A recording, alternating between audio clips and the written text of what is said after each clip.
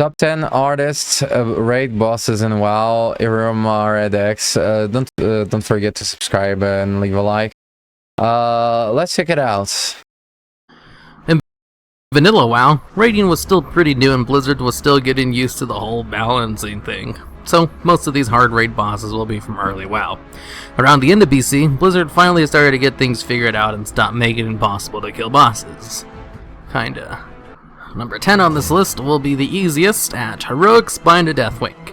Spine was the second to last boss in Dragon Soul, and being one of the few times where the second to last boss is harder than the actual final boss. If you could down Spine, Madness was a cakewalk in comparison. But why was Spine so hard? Well, because it was the first time in years that top guilds needed a class stack in order to down a boss. A practice used quite a few times on other Dragon Soul bosses, but before that was almost a thing of the past. There was a joke for some time, before they nerfed the fight, that unless you were mage, rogue, or shaman, you would instantly die to a selection debuff for playing the wrong class. The fight itself was pretty simple. It only had 3 phases, and you just needed DPS down the tendon to pop the plate. Once all 3 plates fell off, the fight was over. The plates, however, were only available to DPS for like 20 seconds, so you needed high burst to kill it in 2 lifts, or else the healing debuff going out in addition to the bloods would wipe the group. The Shaman Spirit Link Totem did a nice job of getting rid of all the healing debuffs, so the more Shamans you had, the better. Number 9 on this list is Valistraz the Corrupt, This is beyond stupid, so it was about like salmon totems. Commonly known as Valistraz the Guild Breaker. Being the second boss in a raid where the first boss was already incredibly difficult didn't help much. Got past the 9 possible kiting challenge? Good. Here's an encounter where almost none of the rules you've had to play by elsewhere in the game really apply. Also, the first raid encounter in the game to introduce a guaranteed death debuff, and only the second where a player became an actual bomb. The fight would randomly give players a burning adrenaline debuff that would give you unlimited resources and let you attack really fast, and would kill you when it ended. When it was your time to die, you would just have to run to your little corner and die in your designated place, so as not to kill other raid members. Since you were attacking a lot faster than normal, threat management was a huge issue for this fight that required 4 to 5 tanks for its breadth.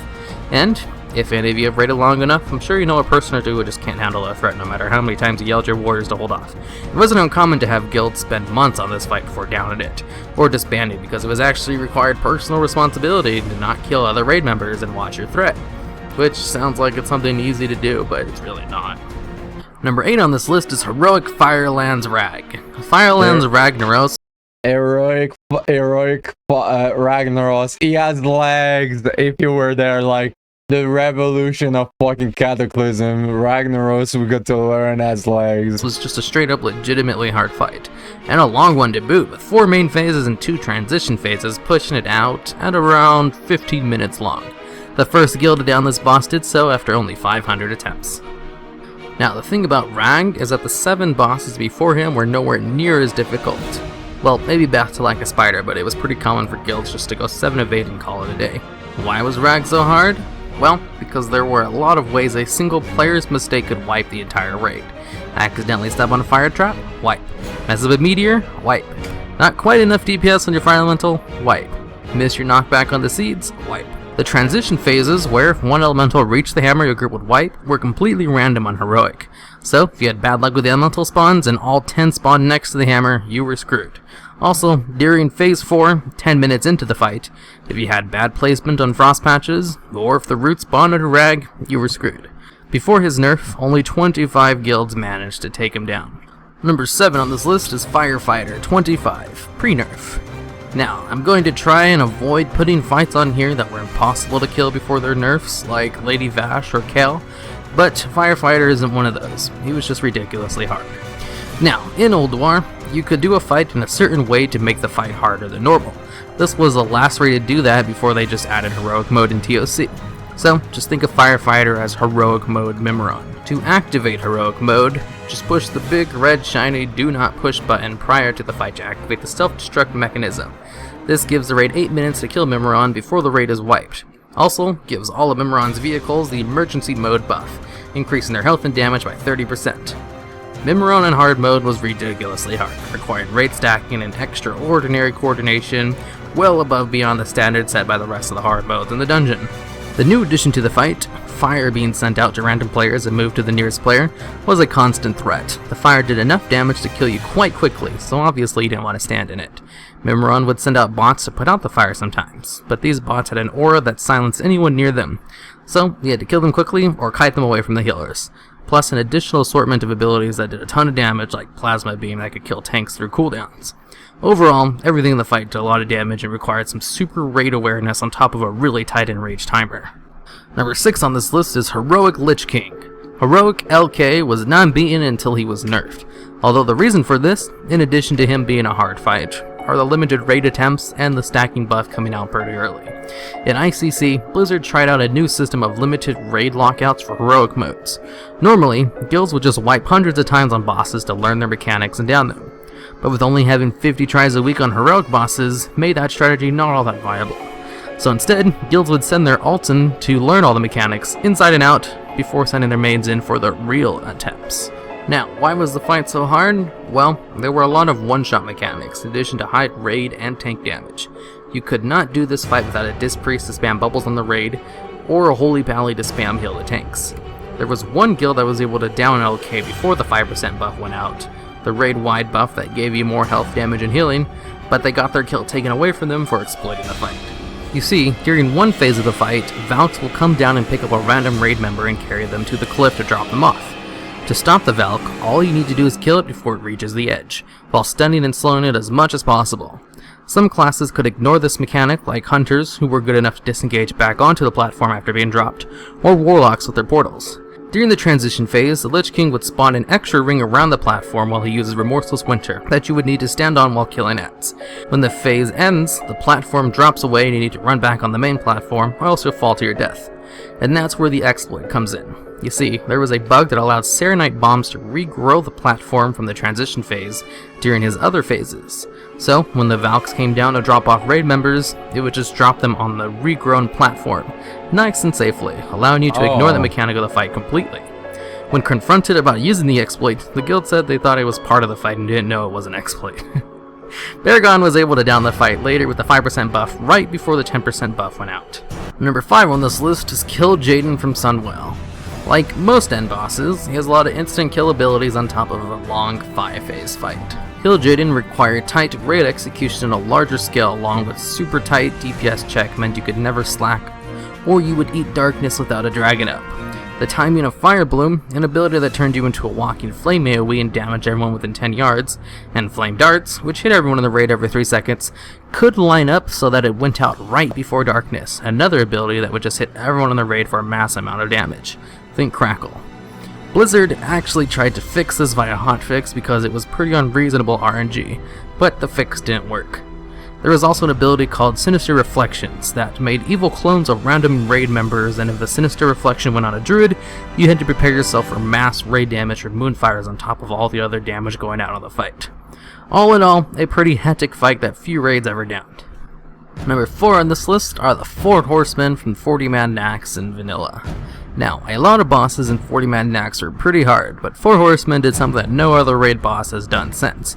Required 8 tanks, and each one needed to be hit capped so their taunts wouldn't miss, which was only possible with a specific 4-set bonus. It stands to this day as the most amount of time a single encounter laid undefeated while also not requiring any retuning or bug fixing, at approximately 7 weeks.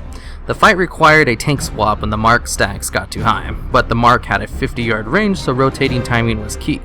A simple tank swap with 8 separate tanks was no easy thing to get together for your average 40-man raid guild, considering they needed a 4-set bonus. This led many top raid guilds to taking tanks from other guilds just to down this fight. Once you had the 8 tanks and tanking rotation down, the fight itself wasn't all that difficult, but that was easier said than done. Number 3 on this list is Yogg Saron, Zero Light and Ulduar. Yogg Zero, or Alone in the Dark, is the hard mode version to Yogg Saron, similar to Firefighter for Mimiron. For Yogg hard mode, all you had to do was not have any of the 4 keepers help you during the fight. Alone in the Dark was considered mathematically impossible to down before the Chinese guild Stars got a legit kill. There was a kill before Stars got theirs by Exodus, but they exploited the fight by evading the Guardians in the last phase, by having a healer gain aggro on them while inside the Brain Room, turning the hardest point of the fight into an easy tank and spank.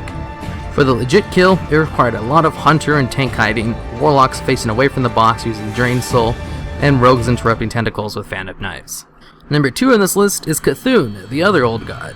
Like Yogg-Zero, Cthulhu was considered mathematically impossible to kill, but was never actually down before he was fixed. A few people posted the math of a full 40-man raid, properly geared, doing 100% optimal DPS, optimal strat, everything perfectly, and it still would have been impossible. There was also a bug where sometimes the tentacles would cause the entire encounter to evade or reset. But even when that didn't happen, the fight was still entirely impossible for the BIS gear that was available at the time. Now, I know I said I wouldn't post any of the impossible kill fights on here, but Cthulhu is an exception, as he was the first.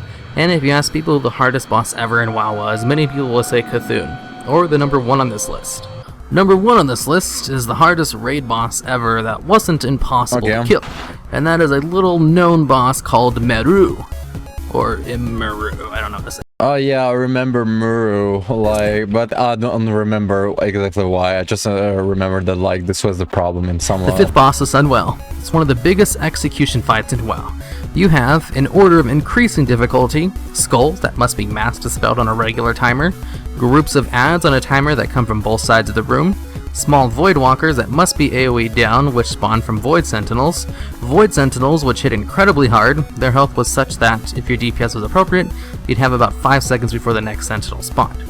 So, basically you put a lot of your DPS on the adds, but you also had to DPS the boss. Phase 1 lasted forever, and it was a really easy thing to get behind on something. If you got behind, it was over. Phase 2 was the biggest DPS check in the game. He had an aura that would do ever-increasing amounts of damage, eventually one-shotting you. There were tons of reports of guilds wiping to him at 5% health night after night. Meru was just an insane DPS HPS check that required executing the same strategy in Phase 1 for 6 minutes while slowly whittling him down, then getting a perfect transition, seconds too early or too late would wipe you, and then being able to stay alive for 90 seconds while you killed Entropus. And Meru was 100% execution from start to finish, with the most RNG coming from stuff like Dispel Resist and AoE Threat Resist on adds from Warriors or Paladins. And that's it for the top 10 hardest raid bosses in WoW. Honorable mentions go out to Twin Emperors of AQ40, Gruul, Dax40, Thaddeus and Kel, Lady Vash, and Mag Theron, which I didn't put on this list because half the list is already bosses from vanilla NBC and I wanted some diversity. This was awesome. Thank you so much, Hero Maradex, for the video.